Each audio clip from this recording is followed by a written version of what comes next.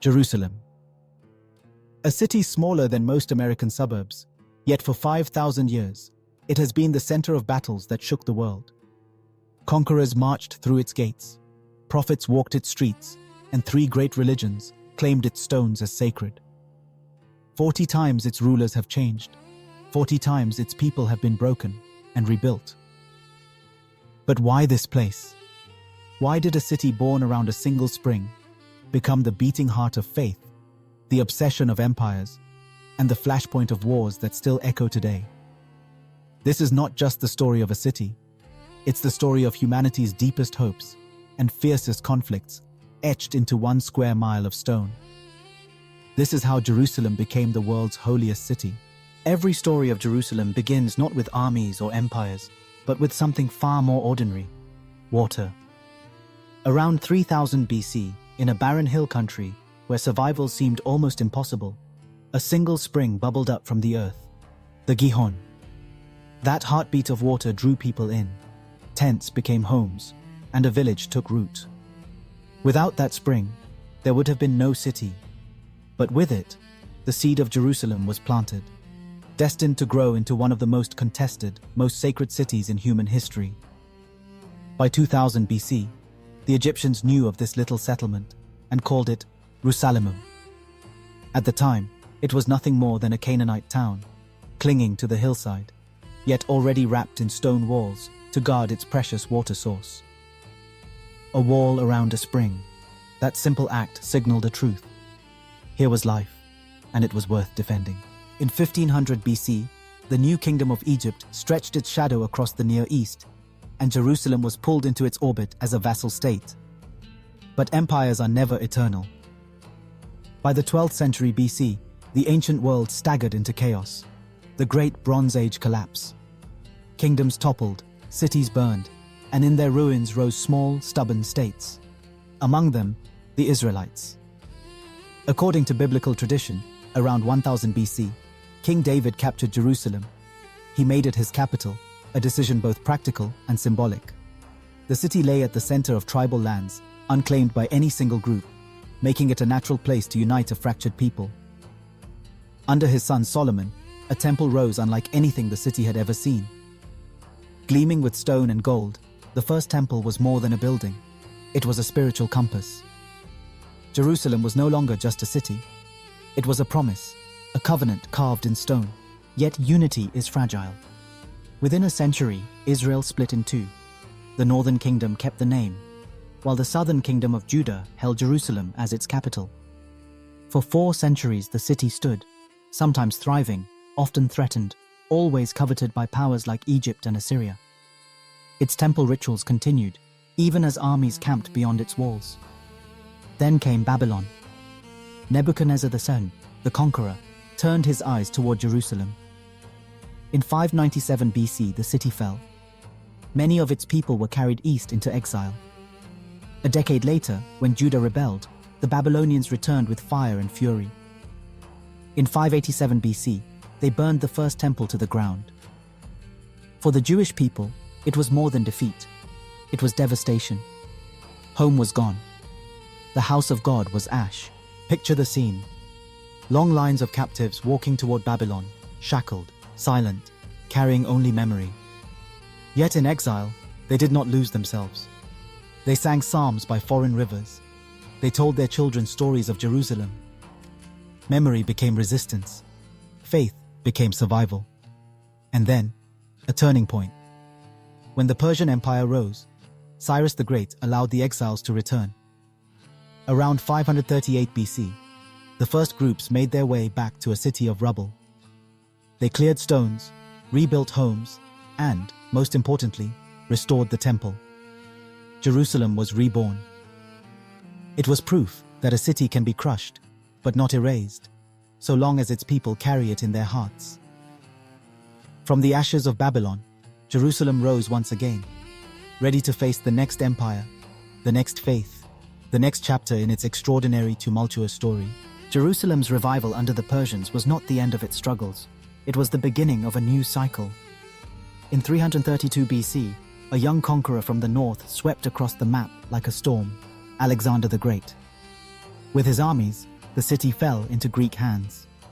Suddenly, the rhythms of Jerusalem were caught between two worlds, the traditions of its own people and the irresistible tide of Hellenistic culture. After Alexander's sudden death in 323 BC, his empire shattered. Jerusalem was tossed back and forth like a prize between his generals. First came the Ptolemies of Egypt, then the Seleucids of Syria. Greek influence seeped into every corner. In the markets, traders bartered in Greek. In the schools, young men debated philosophy. Yet in the homes, families clung to the old laws of Moses. The city became a laboratory of identity. What did it mean to be Jewish in a world where Greek gods and Greek ideals dominated? By the 2nd century BC, tension erupted. The Seleucid king Antiochus IV Epiphanes desecrated the temple itself, erecting an altar to Zeus. For the Jews, it was sacrilege beyond imagination. Outrage turned into action. In the hills of Judea, a family of rebels, the Maccabees, took up arms. Their fight was desperate, bloody, but astonishingly, it succeeded. In 164 BC, they retook Jerusalem, purified the temple, and rededicated it to their God. That moment is remembered each year in the festival of Hanukkah, when candles burn to honor light's triumph over darkness. In the wake of rebellion, Jerusalem became the heart of the Hasmonean dynasty. For a century, the city enjoyed a measure of independence, its people determined to preserve both their faith and their sovereignty. But independence is fragile when greater powers loom. By 63 BC, the Roman Republic marched east and everything changed. Rome placed its own man on the throne, Herod the Great, a client king with ambition carved as deeply as the stones he laid. Herod understood power. He knew the Temple Mount was more than sacred ground. It was the beating heart of Jewish identity, so he expanded it on a monumental scale, reshaping Jerusalem's skyline. The Second Temple under Herod gleamed as a wonder of the ancient world, its courtyards capable of holding thousands of worshippers, its walls faced with massive ashlars still visible today. But Herod's reign was not only about construction, it was about survival under Rome's shadow.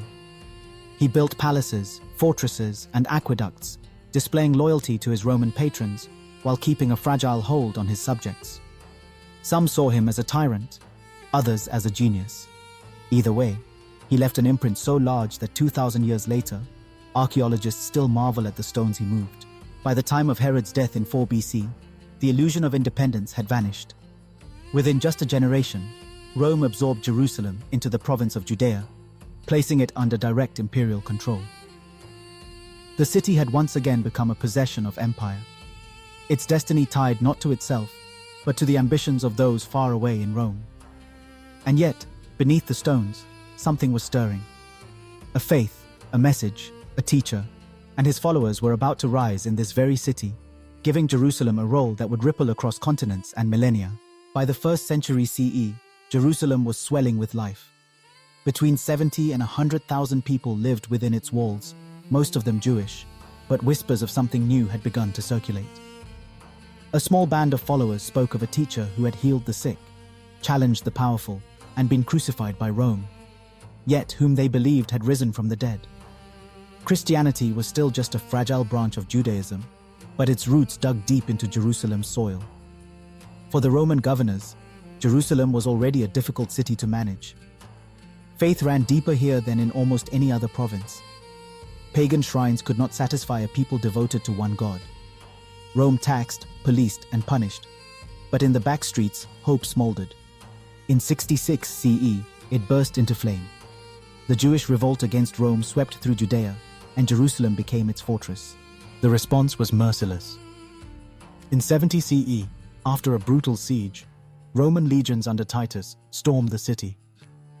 Flames consumed the Second Temple. Smoke and ash filled the sky.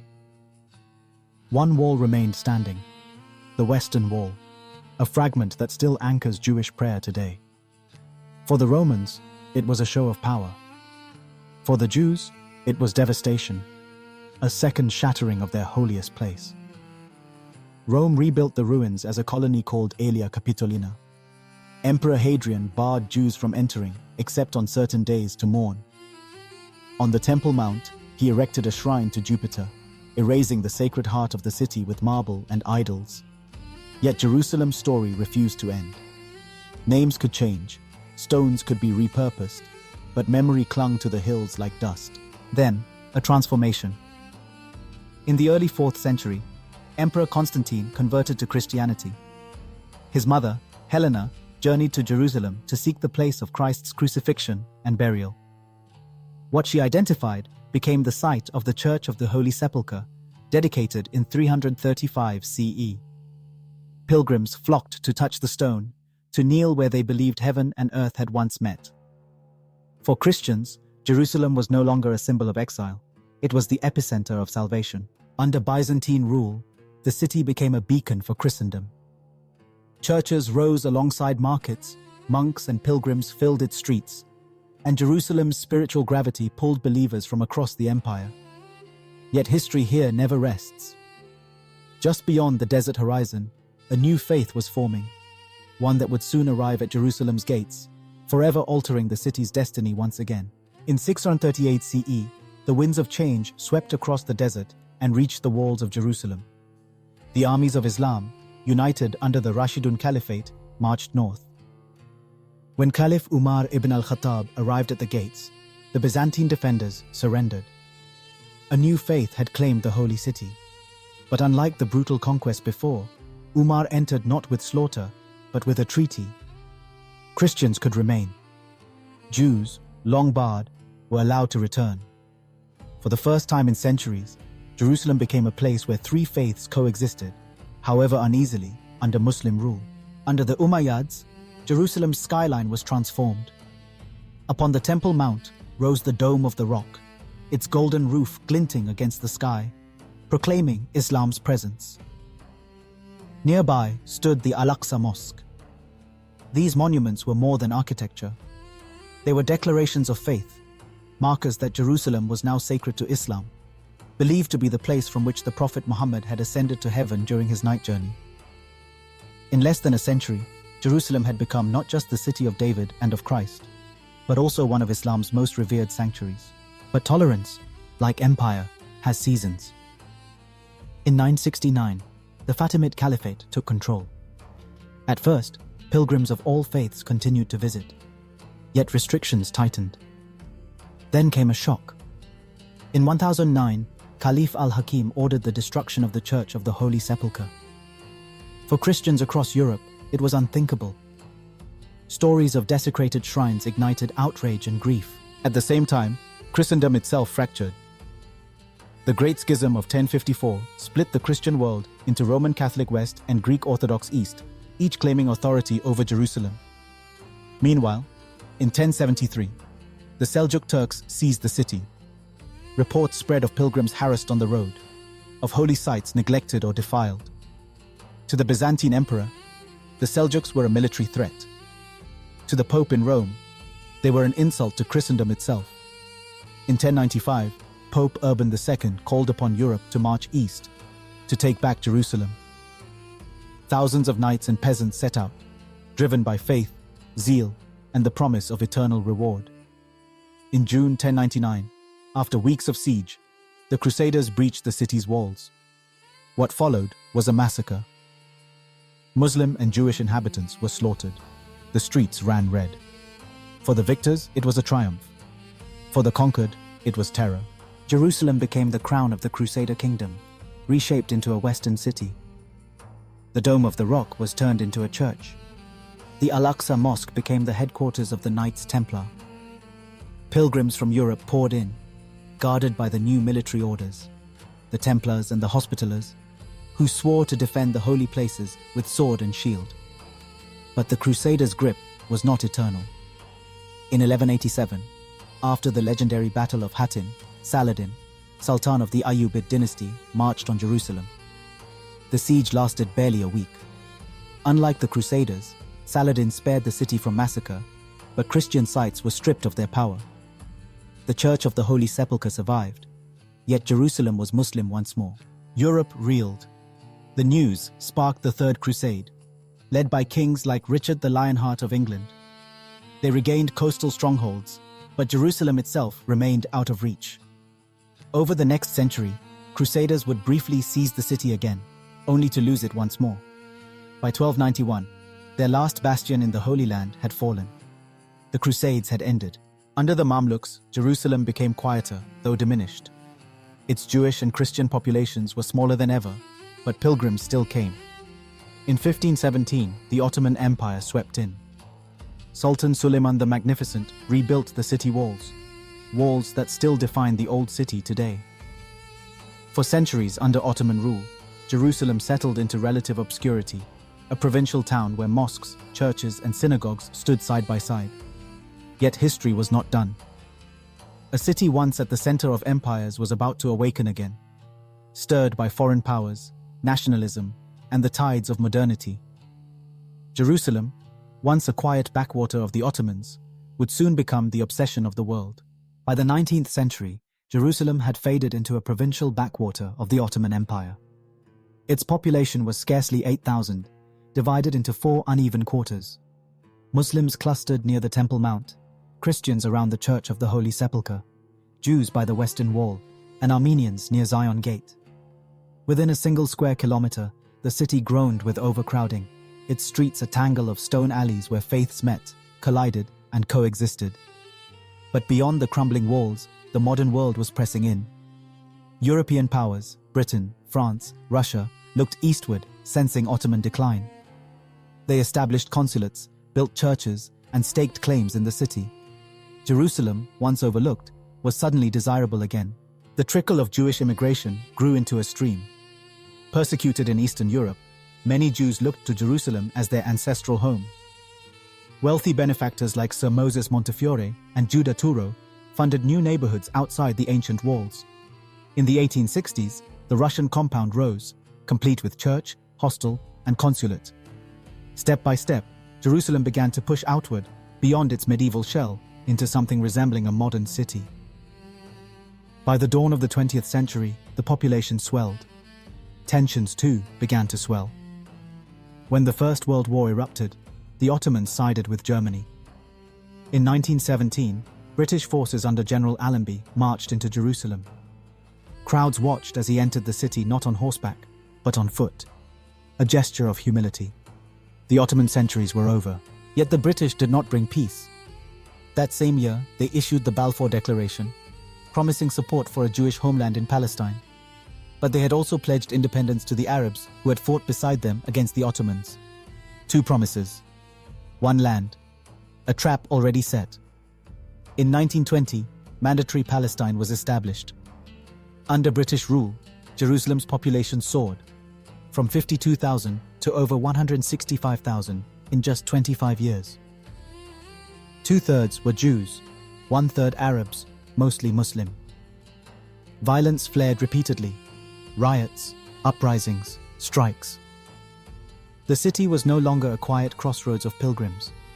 It was becoming the battleground of 2 national dreams. On November 29, 1947, the United Nations voted to partition Palestine into separate Jewish and Arab states. Jerusalem, too holy to belong to just one, was to become an international city. But the ink was barely dry before civil war erupted. Streets turned into front lines. In 1948, as the British withdrew, the State of Israel was declared. The Arab-Israeli war that followed was fierce, bloody, and unresolved. By its end, Jerusalem was divided. The west belonged to Israel. The east, including the Old City, fell under Jordanian control. Barbed wire split neighborhoods. Families were severed by invisible borders. The Western Wall was no longer accessible to Jews. Christian and Muslim sites were cut off in turn. This division hardened the city's fractures, setting the stage for decades of conflict. Jerusalem, sacred to 3 faiths, claimed by 2 peoples, courted by the world, remained what it had always been. A city too important to abandon, too sacred to share, too contested to know peace. And so, even today, as prayers rise from mosque, church, and synagogue, Jerusalem continues to stand as both a beacon and a battlefield. A city of hope and heartbreak, faith and fury, the city of peace, forever at war with itself. Jerusalem. A city smaller than most American suburbs, Yet for 5,000 years, it has been the center of battles that shook the world. Conquerors marched through its gates, prophets walked its streets, and 3 great religions claimed its stones as sacred.